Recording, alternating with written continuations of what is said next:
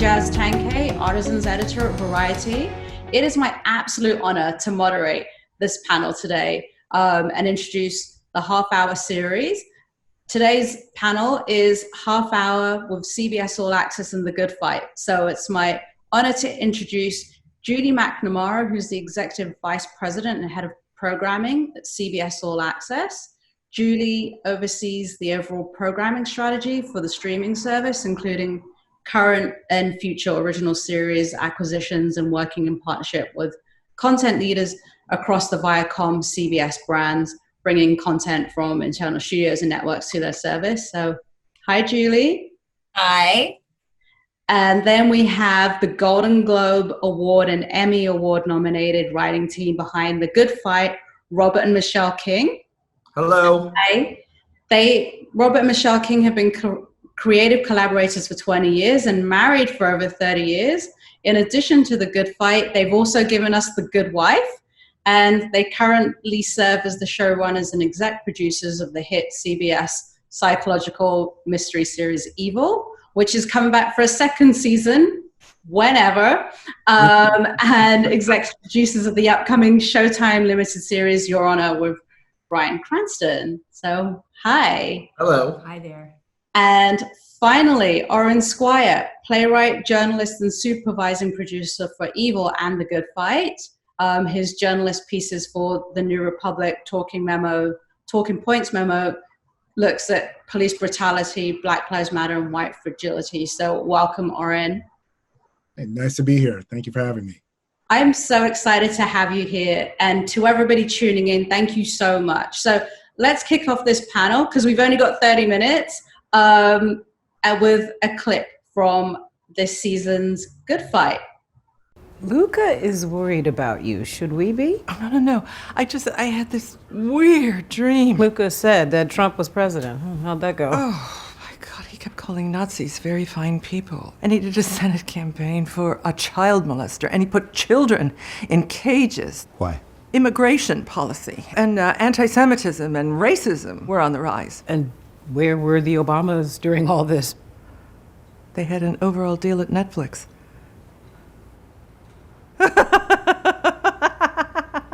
Well, welcome back to reality. Dan, we don't need to worry about you, do we? No, I just needed to wake up. I'm fine, and I'm ready. Hold on.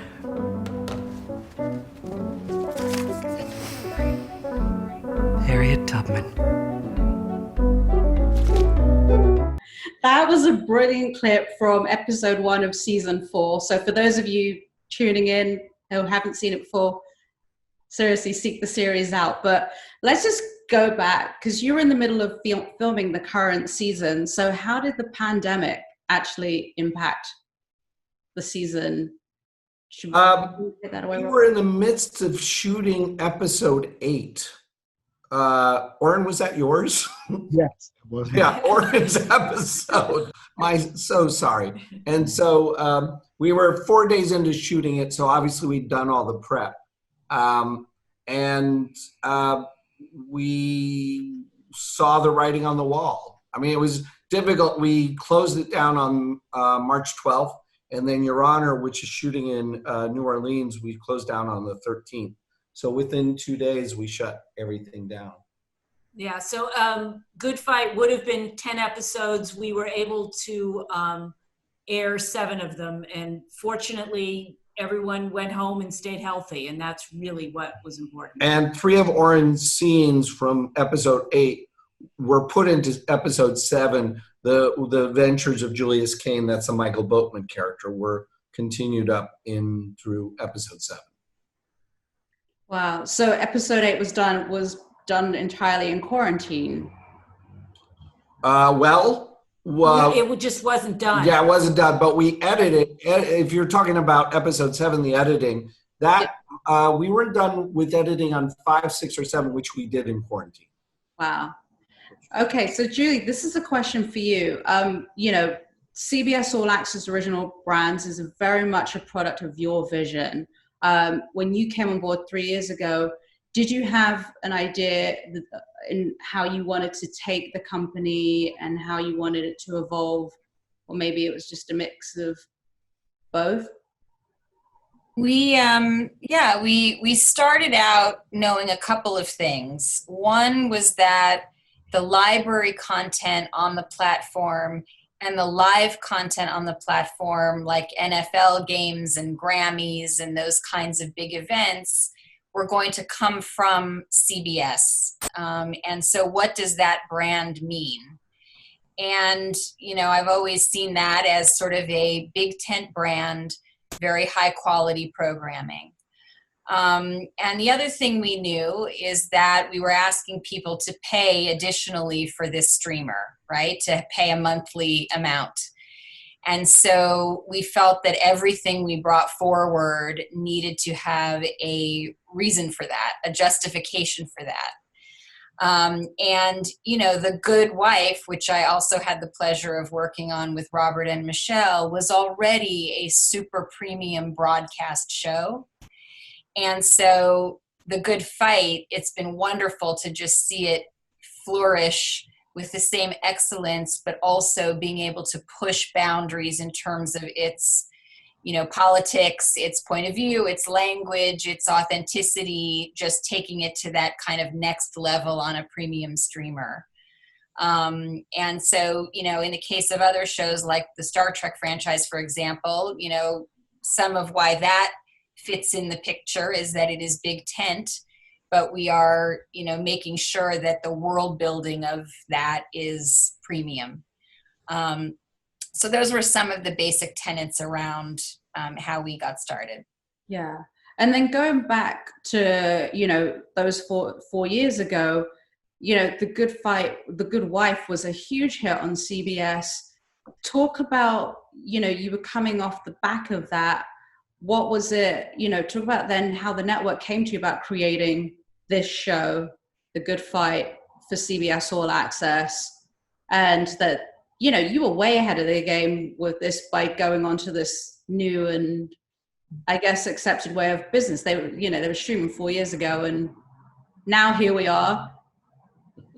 Yes, in knowing that we wanted to move into streaming, it was an absolutely natural thing to come to Robert and Michelle and say, how do you feel about this? It is a title, in terms of The Good Wife that engendered such acclaim and passionate fans. And so taking that into the streamer in a new form with a new show that was a continuation of some of those characters felt like a really strong move to make. And I think we also appreciated that on both shows, the Kings have this incredible ability to predict the events that are going to shape the culture, right? Whether it's, how technology is going to intervene in our privacy, or the surreality of the world we're living in this Trump era, whether you're a liberal or a conservative.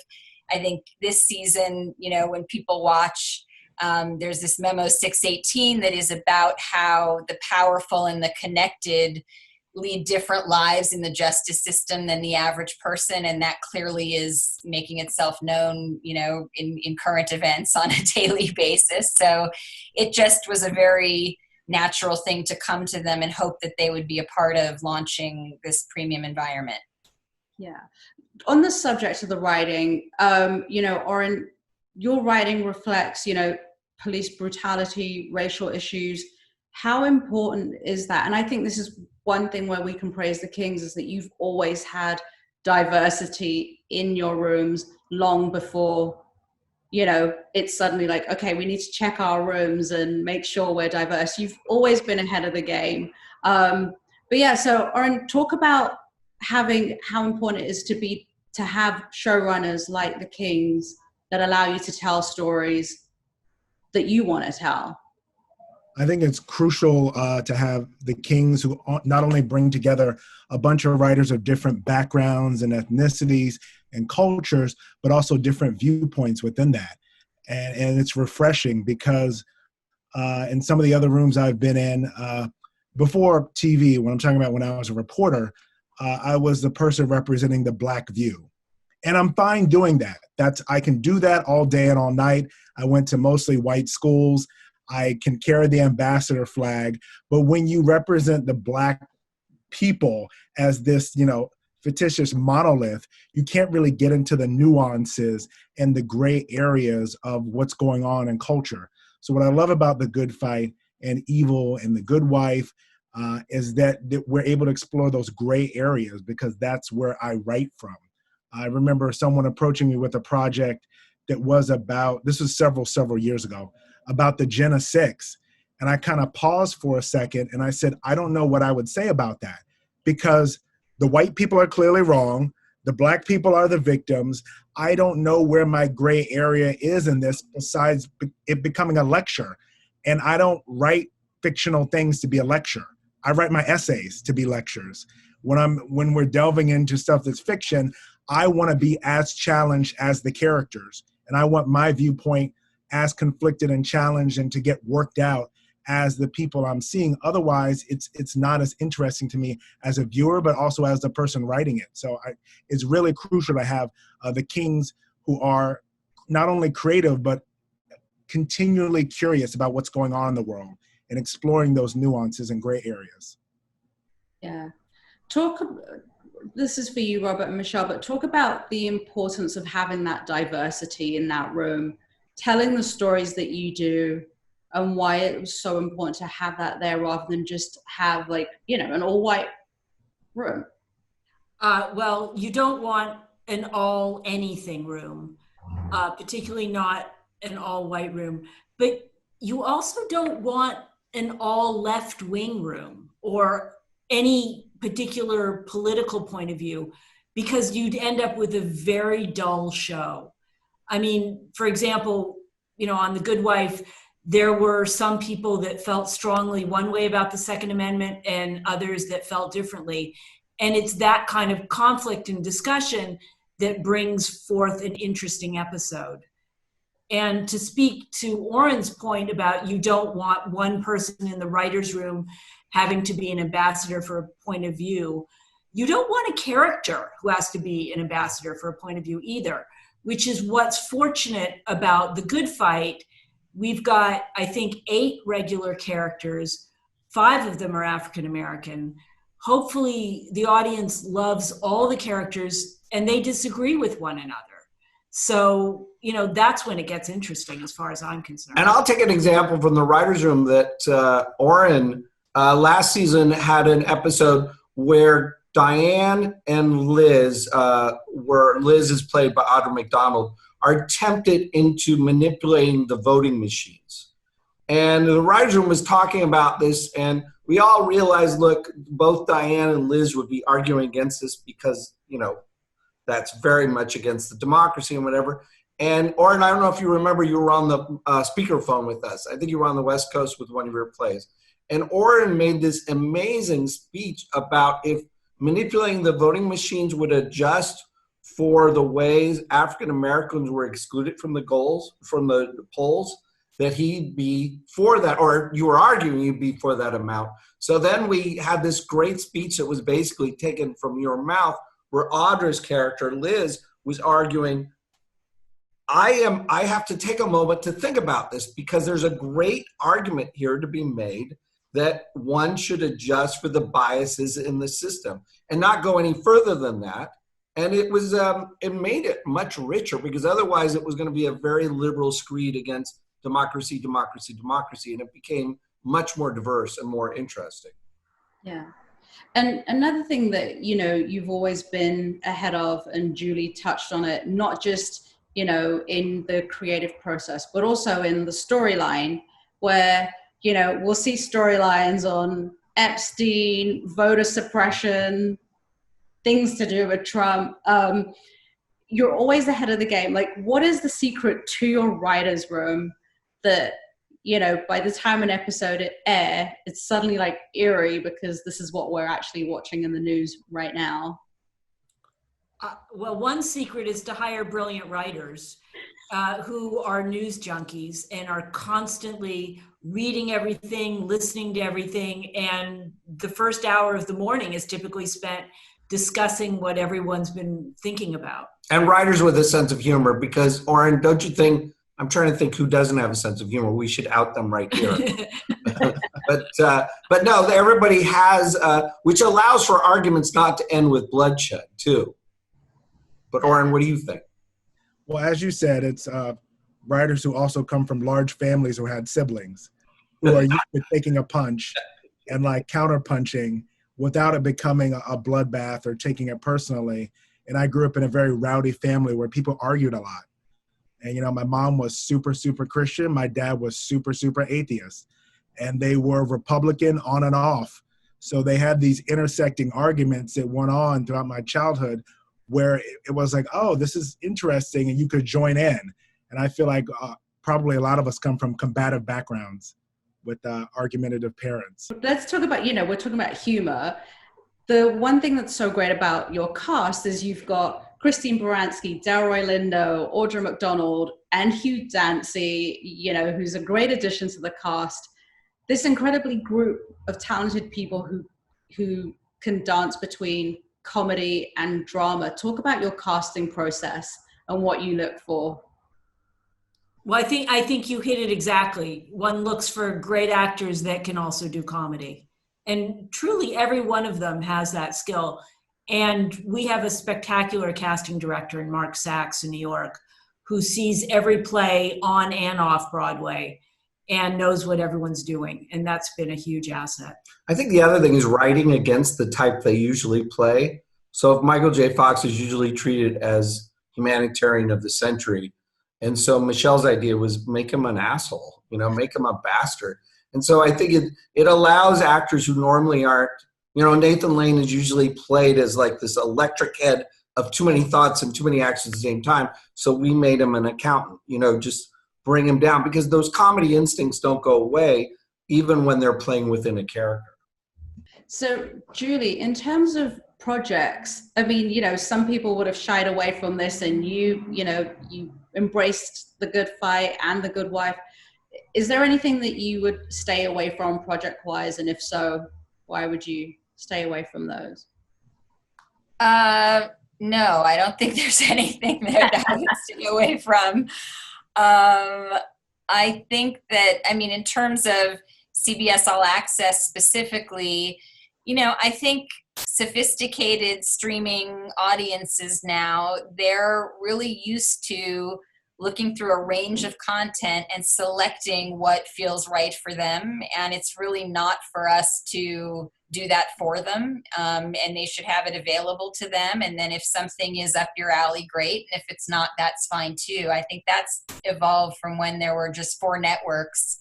And there might have been a perception that if you were putting out something across the broadcast airwaves, you had to be responsible for everybody's embrace of it. I think the culture is very different now, and consumers know how to find the kind of things that they want to. We have right now on All Access, there are 2 different plans for it. One is there's a slight need in the case of those shows and in selecting the advertisers to be in those shows that we have to be a little, we have to just work around if there's content that is, objectionable to a particular advertiser. But other than that, we really don't prescribe the kinds of shows that, that can be on the platform. Yeah. Aurin, take us through your approach of subject matters for each show, like the research that goes into it, and how much you take from the daily headlines. Like, take us into that process in the room with you. Well, fortunately, I have a lot of very interesting friends on social media who sort of are the tentacles that stretch out into the world and then go into theater at night. But usually in the morning, I have like 5 or 10 sites I check. You check Twitter to see like weird things that are in the temperature, to branch out and research, and listen to like The Daily and some podcast, and then just coming in with those ideas that cause a chatter. And you sort of just toss them out there. I used to be a reporter for different newspapers, and we had something called Budget. And Budget, I don't know if they still call it Budget anymore. Budget has nothing to do with money. It's the daily scream of trying to get your story heard. And the reporters, like almost a stock market floor, shouting their ideas out. And it's like, nope, nope, nope. And you learn to get over your ego very quickly when you're like a stock trader trying to sell your idea to someone. So I feel like our room is a little bit like that. People are like just sort of shouting out the ideas, and sometimes the ideas drop like a lead balloon, or they're silent, or people nod very seriously like, important. And then other times, like the election or Hillary Clinton or Jeffrey Epstein, the chatter explodes. And when you throw something out there and like the dogs start barking, I feel like that's generally when Robert and Michelle go, oh, this is interesting because it's causing debate or jokes. Like Robert and Michelle said, it's causing sarcasm, it's causing something stirring up in the atmosphere. And usually that's a sign. I mean, a lot of stuff I throw out, I think, oh, this is a great story. It just lands like a lead balloon, and it just sits there because everyone's already made up their mind about the issue. But the question is, what are those things that people are still trying to figure out, but that make them react viscerally? And then I think people try to explain logically why they had that visceral reaction. Where usually when I'm not working well, I do the opposite. I come up with a logical reaction and I try to trigger a visceral response. And I think great narratives actually go the other way. They trigger this visceral response, and then Robert and Michelle and the other writers then work backwards and go, okay, what is the Jeffrey Epstein obsession about? When people were like, Jeffrey Epstein didn't kill himself. And it just kept repeating over and over again. Like, why are people obsessed with this guy as opposed to 100 other cases? And it was sort of figuring that out in this episode. We were midway through a story about, I think, Errol Morris and someone whom he might, a documentary that might imply that Liz's character did something wrong as a prosecutor. And we were midway through it, and we were all just like trudging through snow. It was just, we were bored. And so then someone brought up, and it might have been you, Aurin, Epstein, or maybe it was Davida, but they brought up Epstein, and then it was like suddenly the room that was so quiet and so bored suddenly just popped, you know? Yeah. But that's what's so great about the show is that, you know, you are fearless producers. So like, and you don't shy away from topics, whether they're controversial or you're looking at underrepresented parts of society. Like, what draws you to that, to those telling those stories? Well, I gotta tell you, I think Aurin was right. I'm from a very big family. I do think there was an element of, I hadn't thought of it that way. I don't think you ever said that in a room yet, but I do think this tendency to want, I mean, Michelle, you said this kind of, the show wants to talk about the things that usually gets argued at the dinner table or something like that. Well, actually, typically our shows cover things that you're not supposed to talk about at the dinner table, like sex and religion and politics. And so it just feels like the when you get to the danger point in the writer's room is kind of where it starts getting interesting. I think for the reason Aurin said, there's some gray area because people are on both sides of something. There are some stories like capital punishment and even immigration that are killers and just die in the room because everybody tends to be on the same side of it, at least in our writer's room. So they become earnest. It becomes earnest, and we just, as Aurin said, it's like, then it's a lecture. Yeah. I'll add that from the network standpoint, I think there was one season where you guys were suggesting an arc for the season. And you got us on the phone and pitched it out. And, you know, our point of view with you is, generally speaking, if you're sharing it with us, you'll find a way to make anything work and be great. But you kind of heard some like crickets or like a little bit of like, yeah, that, you know, could be. And you're like, no, we're scrapping that. And we want to go for something more that gets just more of a rise. So I'll remind you, Julie. What it was. Tort reform. We should do an entire season about tort reform.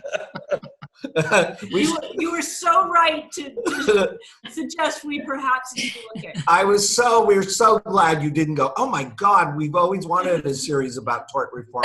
Good job. And so we just threw it out, and that was the year where it was Kill All Lawyers. Because that seemed like a more exciting version of tort reform.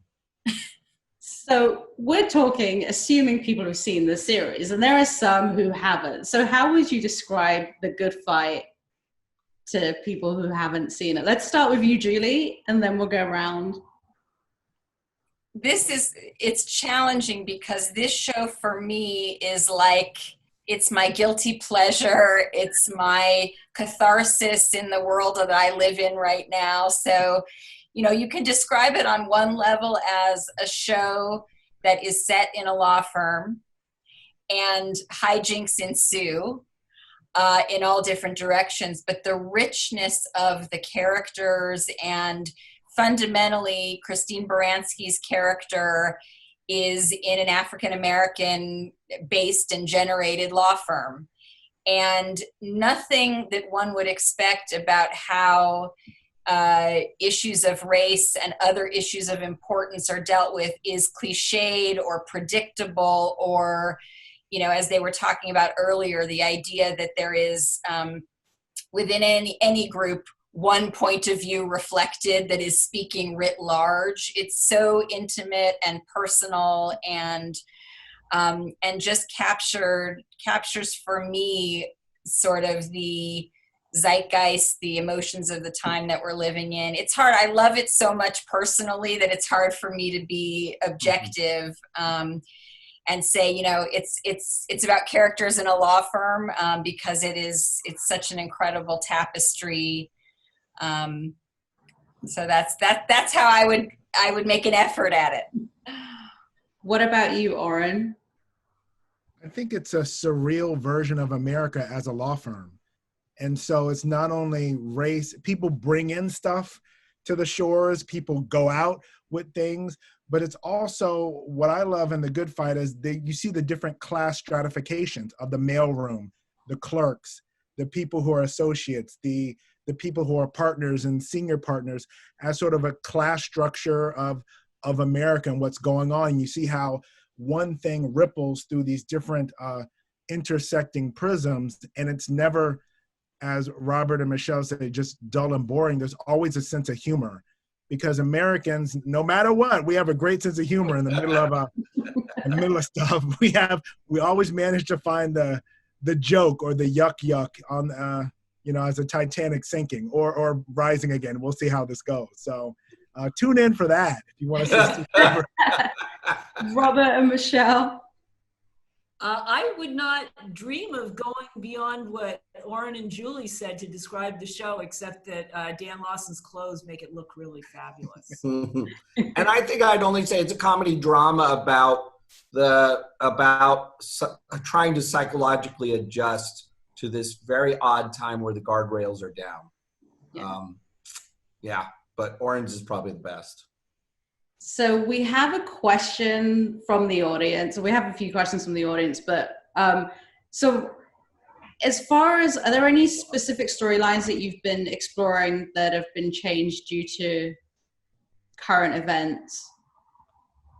Well, we would have written all the episodes before, if we're talking about current events, as in the pandemic and the protest, nothing has changed because they were written, probably finished writing maybe 3 weeks before, maybe only a week before, actually, come to think of it, before the pandemic hit. But so nothing, but it will impact next year. So it's interesting. The show always tries to adjust to current events. Like the first episode, the pilot was supposed to be a world where Hillary won. And Christine Baranski's character was going to retire from lawyering because women had broken the ultimate glass ceiling. And so, we were shooting the pilot, and we were 6 days into like a 14-day shoot, and Trump won. And so Michelle and I kind of went back to the drawing board and decided, well, she's leaving because she's depressed. She's leaving the country and whatever. So we were able to adjust. Just so the show tries to adapt. We just could not adapt to the pandemic because it was ongoing. And now with the protests, there are a lot of episodes that approached police brutality because our law firm, our fictional law firm, fights cases of police brutality. So we can point towards episodes that do, but they're all prior to the current situation. Yeah, I mean, we're fortunate in that I think a lot of shows are going to come back and want to deal with these issues and have to twist themselves a little bit into pretzels in order to get a storyline that makes sense. That's not the case with The Good Fight. It would be peculiar for these characters not to be talking about these issues. So next season, I think very naturally, these are going to be addressed in some way. So my last question, you have such an incredibly talented group of actors on the show. How much fun is it to write for that group? Well, Aurin, who do you like writing for the most? Or is that an odd question? Usually the musical people have a certain way of phrasing things and elevating lines, but that's like 2/3 of the cast. But they're all phenomenal. But Cush Jumbo, who I saw the first time at Joe's Pub like years ago before she was on The Good Wife, Audra McDonald, Christine Baranski are great with phrasing, and to see in the dailies how the lines are elevated because of the directing. Then they're elevated even more because of the acting. And then they're elevated in the last level because of the editing. And it's almost like you look at some of those scenes, you're like, oh my God, I wrote this? Like it just goes so far beyond the way my monotone voice reads stuff in my head when I'm writing characters. So the musical people, but then I love Delroy and the way he finds this physicality and movement within this powerful frame that he has. So it's so tough, but I'll go with the musical people. Amazing. Well, sadly, our 30 minutes is up, and it's been such an absolute honor to moderate and to talk to you.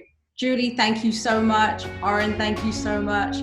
Michelle King, Robert King, thank you so much. Thank you, Cass.